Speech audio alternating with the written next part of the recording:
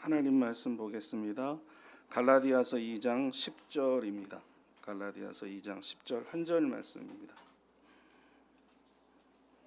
한 절 말씀이니까 우리 좀 같이 읽도록 하겠습니다. 갈라디아서 2장 10절 다만 우리에게 가난한 자들을 기억하도록 부탁하였으니 이것은 나도 본래부터 힘써 행하여 왔노라. 아멘. 제가 한 달 전에 그 수요 예배에서 갈라디아서와 야고보서, 바울과 야고보 장로의 두 사람의 조금 어려운 얘기지만 교리적 일치, 신앙의 일치에 대해서 살펴봤습니다. 오늘은 두 번째 일치, 즉 바울과 야고보가 두 번째로 같은 것이 무엇인가 하는 것을 살펴보려고 합니다. 지난번에 두 사람은 행위가 아니라 믿음으로만 의로워진다 하는 이신칭의 사상에 일치한다고 저희가 들었고 배웠습니다. 율법을 지키거나 착한 일을 해서 의로워지는 것이 아니라 오직 주 예수 그리스도를 믿음으로 의로워진다, 하나님 앞에 의롭다함을 얻는다 하는 이신칭의 교리에 대해서 바울이나 야고보나 같은 생각을 갖고 있다, 우리가 알고 있습니다. 우리가 그렇게 바울과 야고보의 그 교리적 일치를 살폈던 이유는 야고보가 마치 행함으로 의롭다함을 얻는 것처럼 말하는 것처럼 우리에게 보였기 때문에 그렇습니다. 야고보서 2장 22절부터 24절까지 이렇게 되어 있습니다. 한번 보시면 22절에 내가 보거니와 믿음이 그의 행함과 함께 일하였고, 그는 이제 아브라함이죠. 일하였고 행함으로 믿음이 온전하게 되었느니라. 이에 성경에 이른바 아브라함이 하나님을 믿으니 이것을 의로 여기셨다는 말씀이 이루어졌고, 그는 하나님의 벗이라 칭함을 받았나니 이로 보건대 사람이 행함으로 의롭다 하심을 받고 믿음으로만은 아니니라. 이 구절 때문에 사람들이 야고보는 행함으로 의롭다함을 얻는다, 이 교리도 주장했다, 이렇게 생각을 합니다. 23절에서는 분명히 하나님을 믿음으로 의롭다함을 얻었다라고 얘기를 해놓고 24절에 뭐라고 얘기하냐면 행함으로도 의롭다함을 얻는다, 이렇게 써놨습니다. 그러니 당연히 야고보를 의심할 수밖에 없죠. 야고보는 믿음으로 의롭다함을 얻는다는 말을 믿는 게 아닌가? 행함으로 의롭다함을 얻는다는 말을 믿는 것인가? 도대체 야고보의 사상은 뭔가? 이렇게 의문이 들었죠. 그래서 우리가 결론을 내리기 위해서 찾아본 것이 무엇이냐면 바울과 야고보는 이신칭의 사상이 전혀 차이가 없다. 바울도 믿음으로 의롭다함을 얻는다. 야고보도 사람은 믿음으로 의롭다함을 얻는다. 이것을 확인해 봤습니다. 그 확인하는 과정이 이러했습니다. 첫 번째로 성경에 기록된 역사적 사건을 통해서 확인을 했었습니다. 사도행전과 갈라디아서를 근거로 했지요. 바울이 예루살렘에 올라가서 자신이 이방 지역에서 전하던 복음을 제출했습니다. 바울이 누구에게 제출했냐? 베드로, 그 다음에 야고보, 요한과 같은 예루살렘 지도자들에게 제출했습니다. 특별히 야고보가 중요하죠. 왜냐하면 지금 바울과 야고보의 사상이 일치하느냐 일치하지 않느냐를 따지는 것이기 때문에 그렇습니다. 만약에 이때 야고보하고 바울의 사상이 달랐다면 예루살렘 교회 지도자는 야고보였기 때문에 야고보가 바울에게 이렇게 얘기했어야만 합니다. 바울 사도요, 물론 우리가 예수님을 믿음으로 의로워집니다. 그런데 선을 행하고 율법을 행함으로도 의롭다함을 얻습니다 라고 야고보가 지적했어야만 합니다. 그런데 그렇게 하지 않았죠. 또는 야고보가 볼 때 바울이 만약 자기하고 사상이 달랐다면 바울을 이단으로 몰거나 아니면 정죄했어야 합니다. 그러나 그렇게 하지 않았습니다. 여러분이 잘 아시다시피 야고보와 바울은 신학 사상의 차이가 전혀 없었기 때문에 그렇습니다. 그래서 예루살렘 교회 지도자들은 베드로를 유대인의 사도로 인정을 했고, 그리고 하나님께서 바울을 이방인을 위한 사도로 하나님께서 부르셨다는 사실을 그다음이 중요하죠. 공인했습니다. 그러니까 예루살렘 지도자들이 하나님께서 베드로를 유대인의 사도로 삼으셨던 것과 같이 바울을 이방인을 위한 사도로 삼으셨다 하는 것을 예루살렘 교회가 공인하고 선포한 것이 됩니다.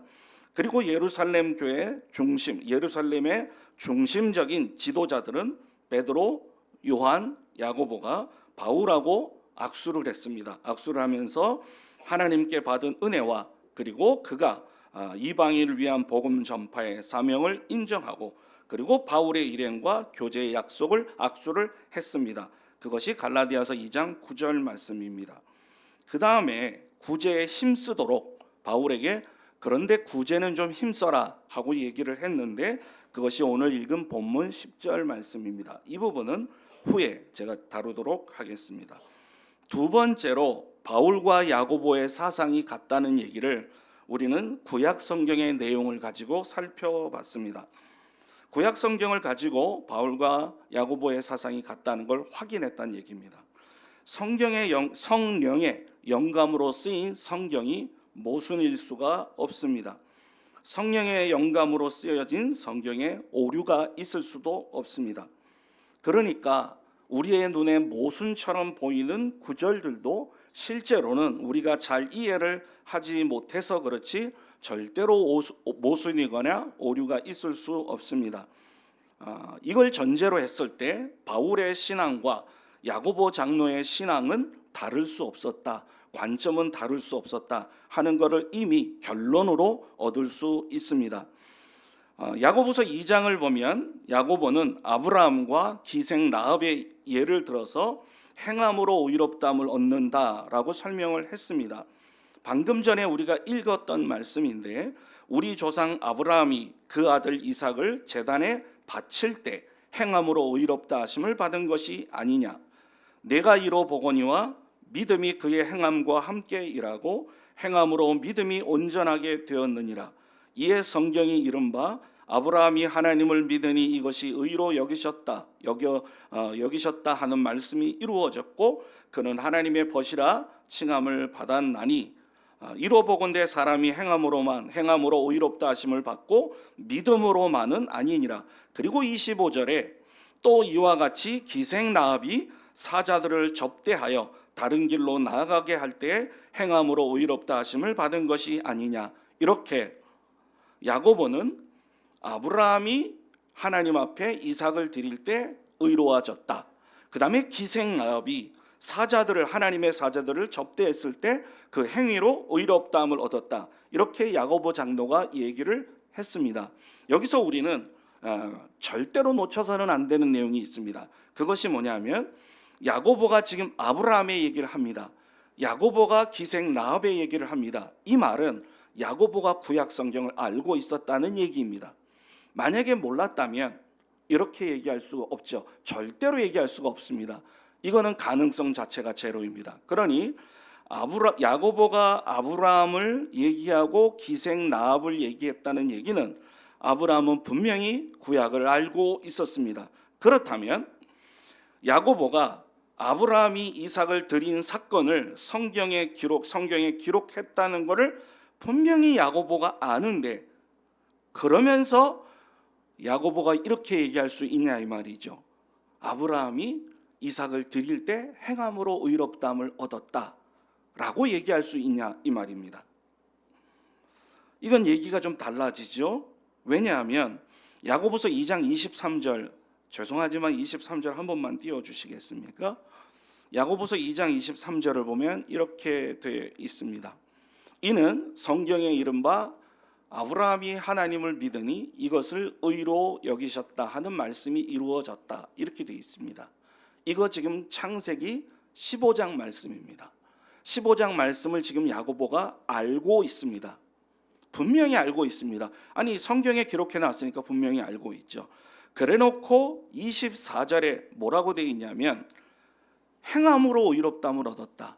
그리고 21절에 이삭을 제단에 바칠 때 행함으로 의롭다함을 얻었다. 이렇게 되어 있습니다. 21절에 그렇다면 야고보가 창세기 15장과 22장을 구별하지 못했거나 아니면 15장에서 하나님이 아브라함에게 후손을 약속하셨고 아브라함이 여호와를 믿으니 하나님이 그 믿음을 의로 여기셨다 하는 말씀과 아브라함이 이삭을 바치는 장면, 즉 22장에 있는 이 기록된 말씀을 혼돈한 거죠. 만약에 그렇다면 근데 그럴 리가 없습니다.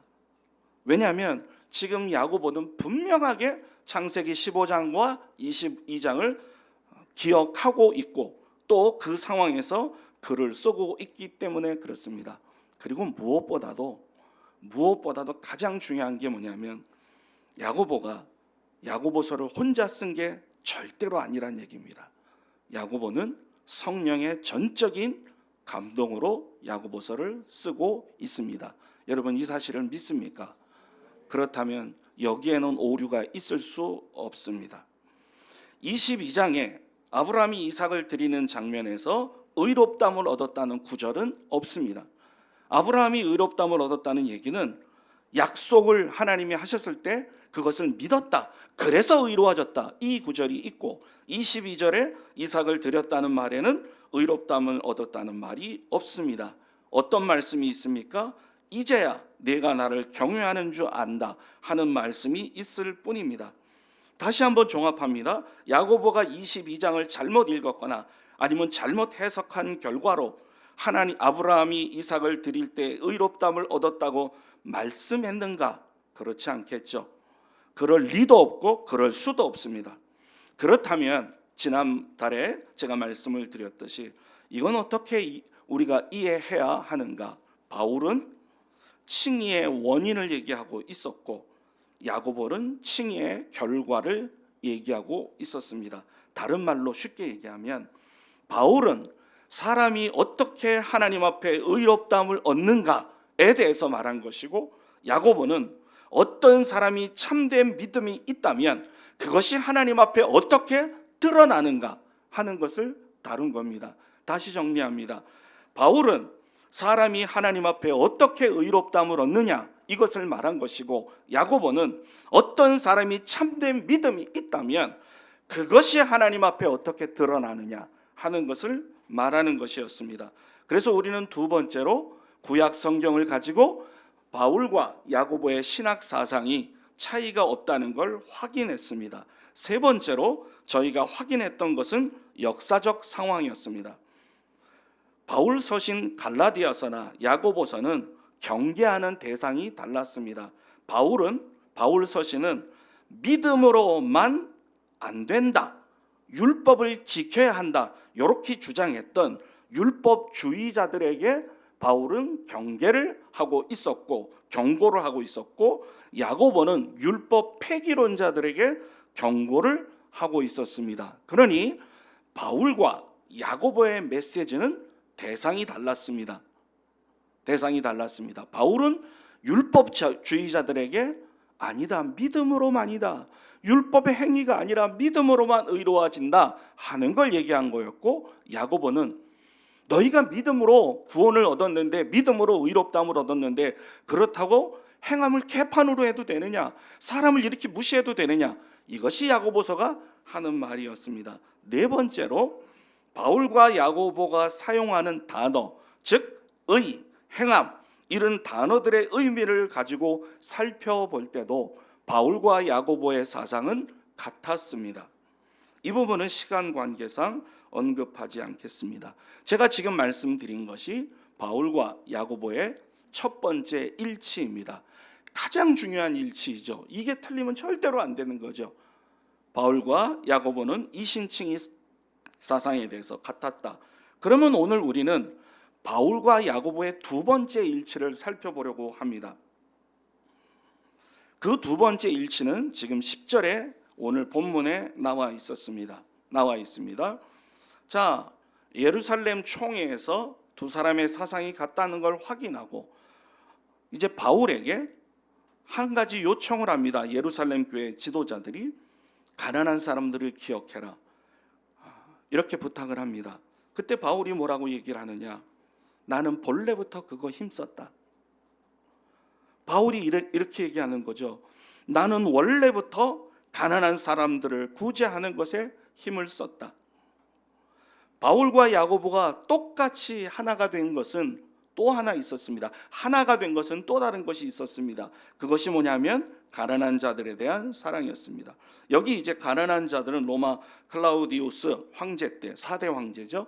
로마 그 황제 때 심각한 기근이 들었고 경제적 어려움에 처해 있었던 유대인들을 가리키는 말입니다. 그러니까 예루살렘 교회 지도자들은 바울을 이방인의 사도로 분명히 인정하면서, 그리고 그것과는 별개로 유대의 가난한 사람들을 생각할 것에 대해서 부탁을 했고, 바울은 그 부탁을 이행하고 있었습니다. 로마서, 고린도전서, 고린도후서를 보면 바울이 가난한 자들을 어떻게 도왔는지를 알 수 있습니다. 여러분, 우리는 사도 바울 이런 이름을 들으면 우리 머릿속에 떠오르는 이미지가 있습니다. 자, 바울 그러면 떠오르는 이미지입니다. 십자가의 복음. 바울 그러면 떠오르는 이미지입니다. 복음 전도. 율법의 행위가 아닌 믿음으로 이신칭의. 또는 바울 그러면 떠오르는 이미지가 뭐냐면 1차, 2차, 3차 뭐 전도 여행.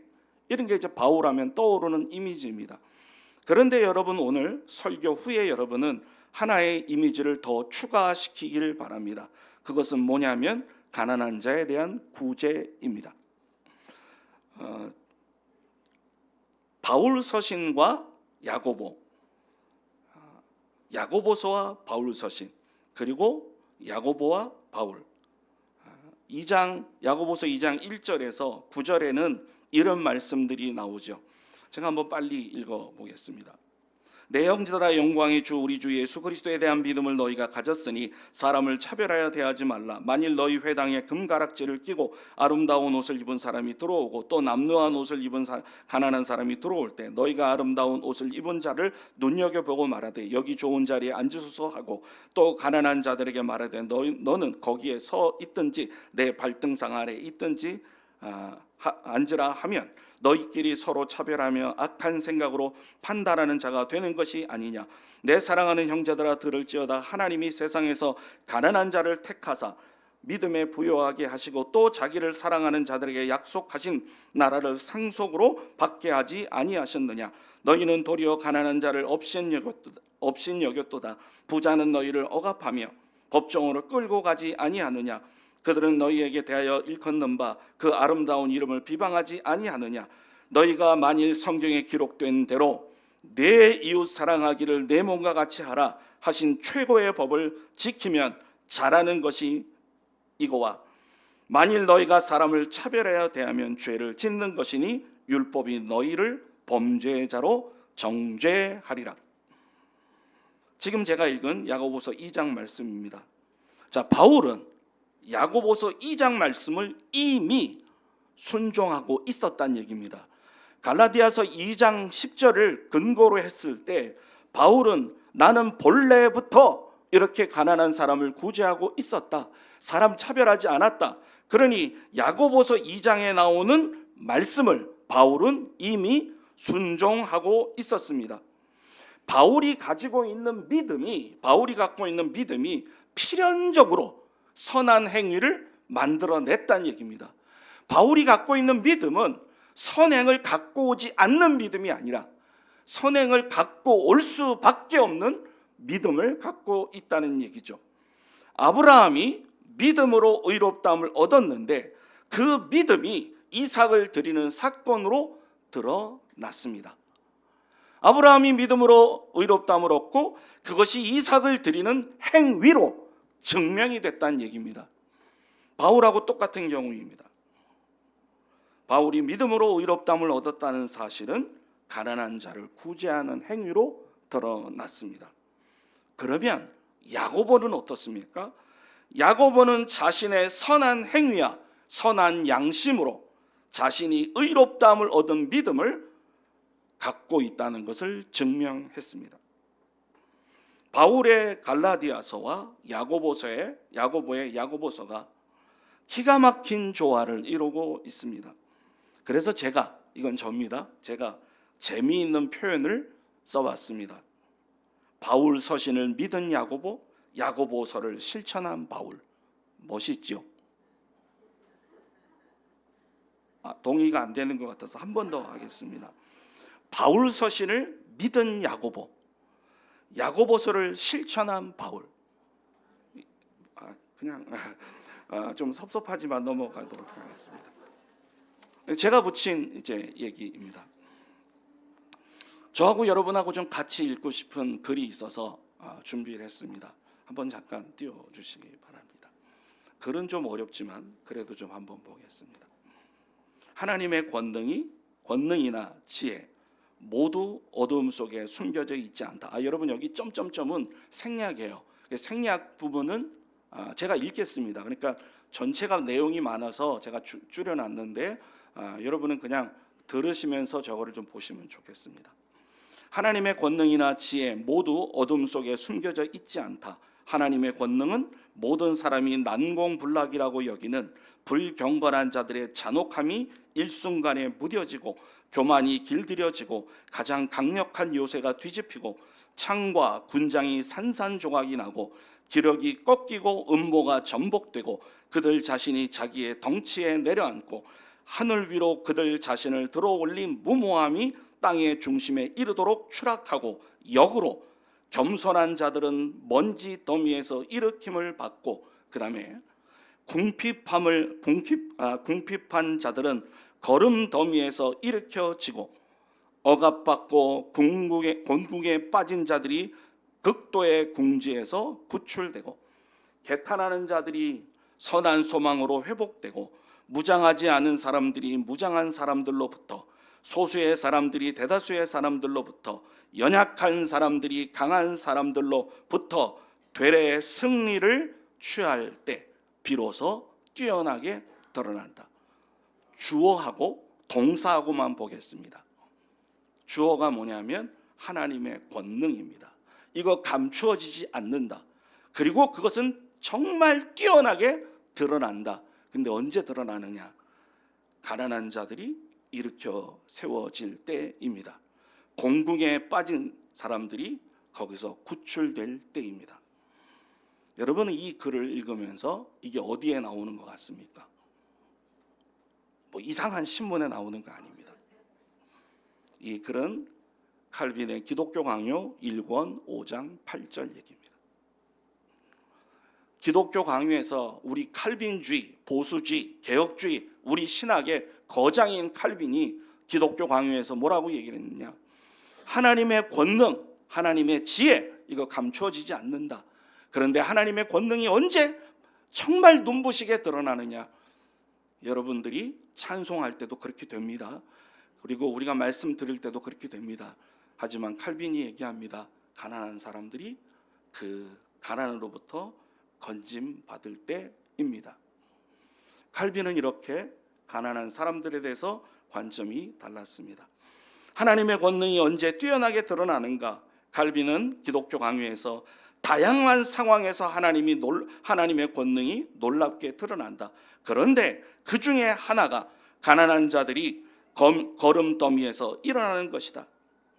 여러분, 우리의 구제가 사람을 건질 뿐만 아니라 그때 하나님의 권능을 드러내고 하나님의 권능을 보게 됩니다. 그러니까 우리가 사람들을 구제하는 것은 단순히 사람을 구제하는 것뿐만 아니라 하나님의 권능이 나타날 때를 기다리게 하는 행위가 되기도 합니다. 한 가지만 더 말씀을 드리고 저는 설교를 마치려고 합니다. 사도행전 10장에 여러분이 잘 아시는 이탈리아의 백부장 고넬료가 나오죠. 그는 하나님을 경외하는 사람이었고, 즉 경건한 사람이었고, 가난한 사람들을 구제하는 사람이었습니다. 수직적으로는 하나님을 사랑하고 수평적으로는 사람을 사랑하는 사람이었습니다. 특별히 가난한 사람을 사랑하는 사람이었습니다. 어느 날 고넬료가 환상을 보았습니다. 하나님의 사자가 그에게 말씀하십니다. 사도행전 말씀 좀 잠깐 띄워주시면 고맙겠습니다.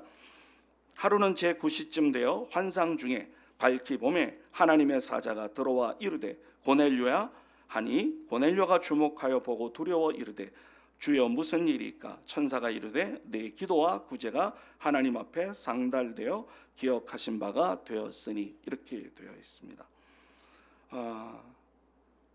자, 다시 한번 그 말씀 좀, 여러분 이 말씀에 좀 이상한 거 모르시겠습니까? 11절입니다.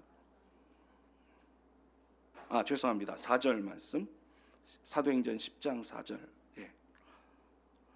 고넬료가 주목하여 보고 두려워 이르되 주여 무슨 일이까 하되 그때 천사가 말합니다. 내 기도와 구제가 하나님 앞에 상달되었다. 여러분, 우리는 기도가 상달된 것만 생각하지 구제가 상달됐다고 생각하지는 않습니다. 왜냐? 기도는 하나님께 하는 것이고 구제는 사람에게 베푸는 것이기 때문에 그렇습니다. 대상이 다르거든요. 기도는 하나님께, 구제는 대상이 사람입니다.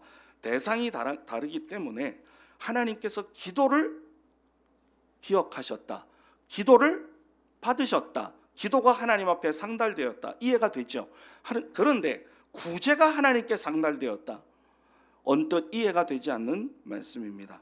하지만 기도와 구제는 모두 다 하나님 앞에 상달됩니다. 이 사실을 분명히 믿으시기 바랍니다.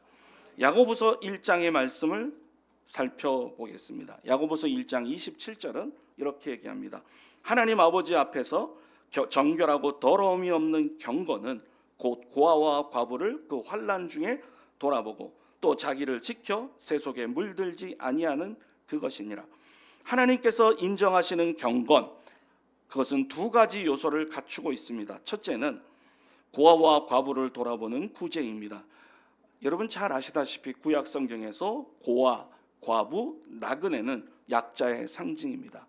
그러니 하나님께서 인정하시는 경건은 저러한 고아와 과부와 나그네를 돌아보는 것입니다. 즉 우리 주변의 가난한 사람들을 돌아보는 것입니다. 두 번째로 자기를 세속에 물들지 않게 하는 것이다. 이것은 우리가 죄로부터 멀어져서, 죄로부터 떨어져서 죄를 이기는 삶을 사는 것을 의미합니다. 우리가 경건 그랬을 때 우리는 두 번째 것만 생각하기가 쉽습니다.